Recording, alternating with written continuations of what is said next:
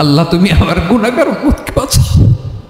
এই দুনিয়ার বুকে রব্বুল আলামিন সব নবীকে একটা করে দাওয়া মুস্তাজাবা দিয়েছেন, মানে যে দোয়া করলে কবুল হয়ে যায় সাথে সাথেই।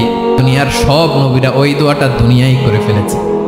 বিশ্বনবী বলবেন, আল্লাহ ওই স্পেশাল দোয়াটা দুনিয়াতে করি নাই, আজকে আমি তোমার দরবারে দাঁড়িয়ে কিয়ামতের দিন ওই দোয়াটা করছি। আল্লাহ আমার যে উম্মতের হৃদয়ে যাররা পরিমাণ ঈমান আছে, আমার একটা উম্মতকেও তুই জাহান্নামে ঢুকাতে পারবা না।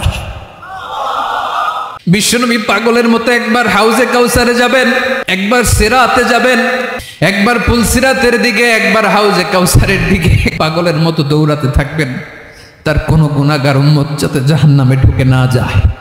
উম্মতি বিশ্বনবী আমার জন্য কাঁদবেন, আপনার জন্য কাঁদবেন, আমাদের জন্য সেদিন কেঁদে কেঁদে জাহান্নামের দরজায় দাঁড়িয়ে আমাদেরকে টেনে টেনে জান্নাতে ঢুকাবেন।